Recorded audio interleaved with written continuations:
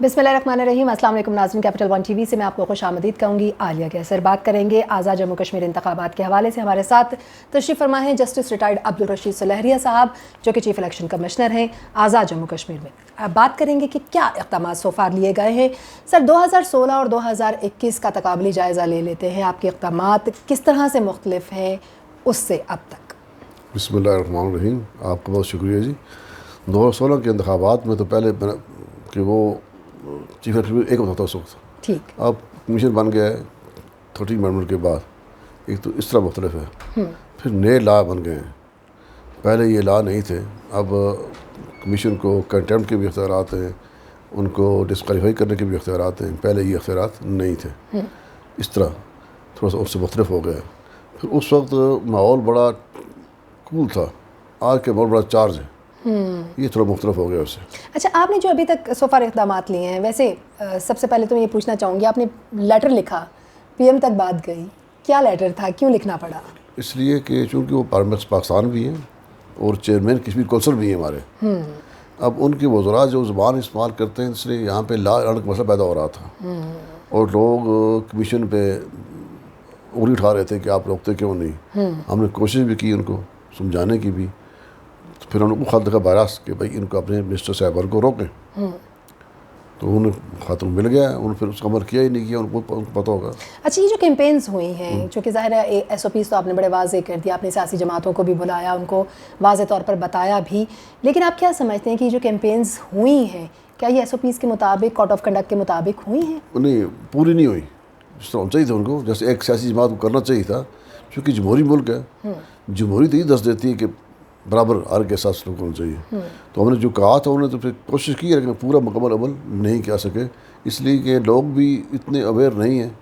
حالانکہ election commission نے کوشش کی ہے عوام تک بات پہنچانے کی تھرو میڈیا کہ یہ ایس او پی بہت ضروری ہیں, ورنہ یہ بڑھ سکتے ہیں, یہ اموات بڑھ سکتی ہیں, ان کی اب زندگی خطرے میں ہیں.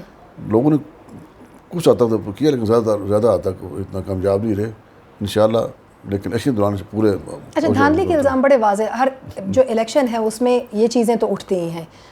کیا فل پروف اقدامات ہیں آپ کے کہ جو مختلف جماعتیں ان کی طرف سے دھاندلی کے الزامات نہ لگائیں؟ ایک ہمارا وتیرہ ہے کہ جو پارٹی آتی ہے دھاندلی الزام لگا دیتی ہے. لیکن اس کے باوجود ہم نے اس دفعہ یہ ایکٹ میں ترمیم کی ہے کہ جو رزلٹ ہوگا پولنگ اسٹیشن کا وہ وہیں پہ دینا لازمی ہوگا پریزائڈنگ افسر کے لیے. پہلے یہ تھا کہ اگر بندہ ریکویسٹ کرتا ہے اس کو وہ رزلٹ دیا کرتا تھا, ورنہ نہیں دیتا تھا.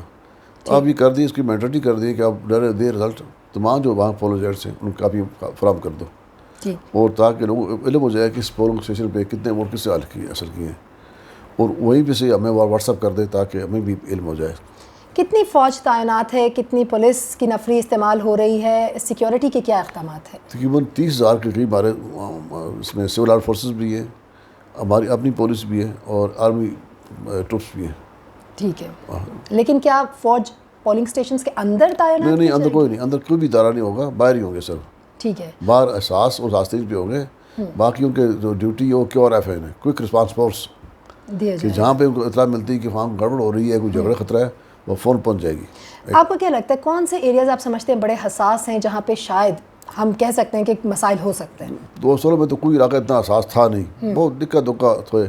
اس طرح چونکہ ماحول بڑا چارج ہے, اس لیے ہمارا ضلع حویلی بڑا حساس ہے, جو میرے نزدیک احساس ہے. اس طرح بزرباد کے 2 حلقے ہیں, اپنا کوٹلی میں 1-2 حلقے ہیں, میرپور کا اپنا ایک حلقہ بڑا حساس ہے, بمبر میں جہاں پہ فوج یا باقی اداروں کی عورت بہت ضروری ہے, اور ہم نے اس کے لیے فل پروگرام کر دیے ہیں, اور جگہ ان کو پوائنٹ آؤٹ کر دی ہے, تو انشاءاللہ وہ ٹھیک ہوں گے. اچھا, یہ جو جلد سے جلوس ہوتے رہے, دنیا نے بھی دیکھا, پھر بیچ میں جو ہے وہ کئی لوگوں کو جو ہے وہ رقم لینے اور دینے کے معاملات بھی سامنے آئے, یہ سارے جو معاملے ہوئے ہیں یہاں پر, ان کو آپ کس طریقے سے دیکھتے ہیں اور کیا سمجھتے ہیں کہ اس سے آنے والے وقت میں کس طرح سے روک تھام کی جا سکے گی؟ جہاں تک رقم لینے دینے کا معاملہ ہو تو ہم نے اس میں رپورٹ طلب کی ہے, کارروائی کا حکم دیا ہے. اب وہ انکوائری رپورٹ آئے گی کہ بھائی اس کا اصل مقصد کیا تھا. ایک تو یہ ہے کیونکہ جو امیدوار ہے اس نے بھی انکار کر دیا کہ نہ میں نے لی یہ رقم اور نہ ہی مجھے پتہ ہے.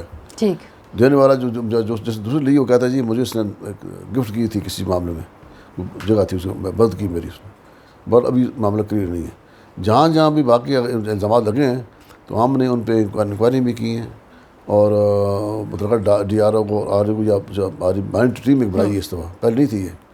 اس کا کام ہے کہ ان کو پہلے اگر پتہ چلتا ہے خلاف ورزی کی ہے اس نے, ان کا اختیار ہے 50,000 جرمانہ کرنے کا. ٹھیک ہے. اور اگر دوبارہ پھر بندہ وہی پارٹی خلاف ورزی کرتی ہے پھر وہ ریفر کرے گا مطلب ڈسکوالیفیکیشن کے لیے.